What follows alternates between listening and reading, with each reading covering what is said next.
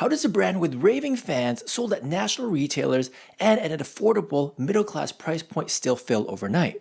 Well, I witnessed this firsthand with an up-and-coming industry brand, and I watched them implode because of brutal yet unnoticeable errors, and I don't want you to make the same ones. So in this video, I'm going to show you the real reasons that I believe resulted in this brand's crash, how to check your own blind spots, and show you the safest strategy to stay ahead of all of these. And here's the thing, these mistakes plague brands all across the shelves and online right now. This is not just an isolated issue. But this particular brand, of which I can't reveal due to confidentiality reasons, skyrocketed with affordable supplements, first online, then in stores. But somewhere along the way, I think the first issue that they had was that they lost their purpose. Let me show you what I mean. Meet Jim, a hardworking dad who left his 9-to-5 job to build a better life for his family. Well, his business took off, but the grind, the long hours, and being on the road really consumed him. And one night, his wife asks for a divorce. Well, why is that?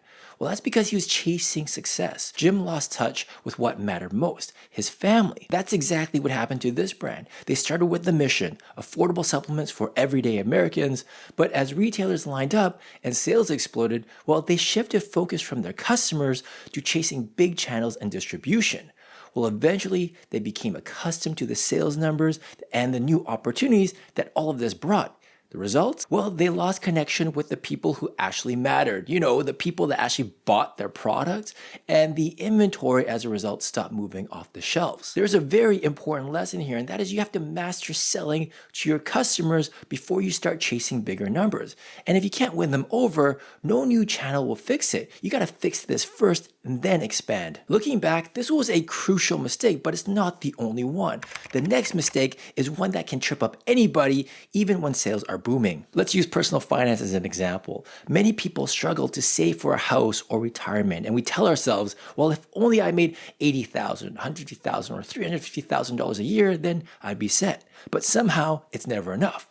You know, mortgage payments, car loans, credit cards, student debt, it all stacks up.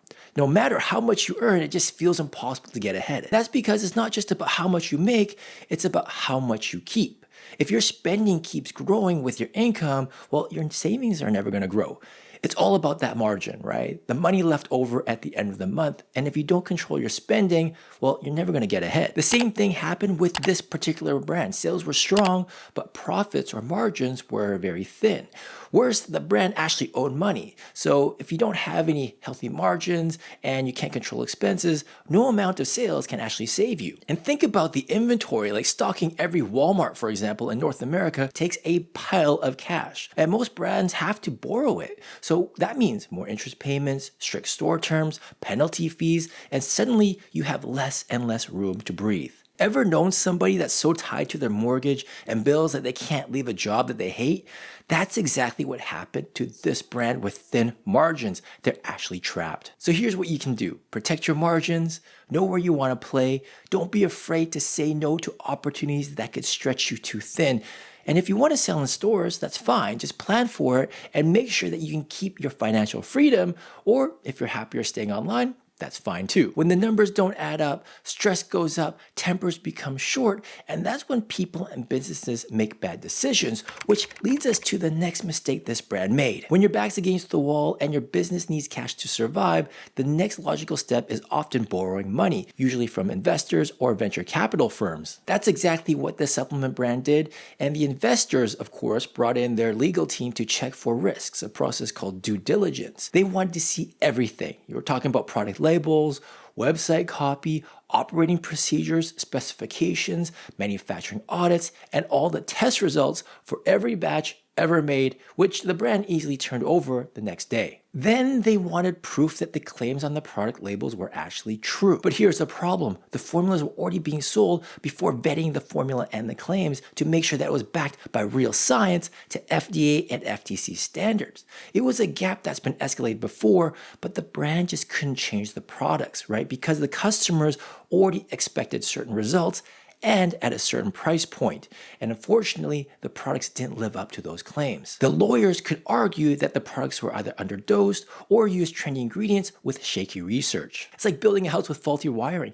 Fixing it means ripping out the walls and rewiring every room. It's incredibly messy and time consuming, and that's what this brand faced. It was a total overhaul that they just couldn't afford. So why did this happen? It was pretty simple. They didn't build their products with compliance in mind. Instead, their manufacturers and R&D teams follow trends, not necessarily the rules. As a result, the brand didn't get the funding, and just like that, their future changed. The lesson for all brands out there: don't ignore compliance. Just because some brands cut corners doesn't mean that you can't.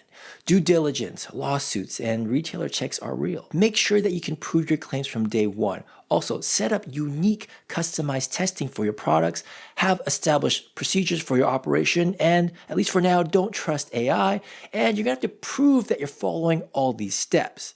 Now, if you're new or just starting out, don't worry. We're here to help you navigate the rules and avoid all these costly mistakes. You can check out the links in the description down below. So where's this brand now? Well, they're still around, but last I heard, they were still struggling for cash and inventory. Now, maybe you're thinking about cash and inventory and you're seeking funding. Well, I wanna make sure that you're ready, so you wanna watch this next video to learn how to prepare your pitch and avoid these funding pitfalls. All right, I'll leave it there for now. I'll see you in the next one. Cheers.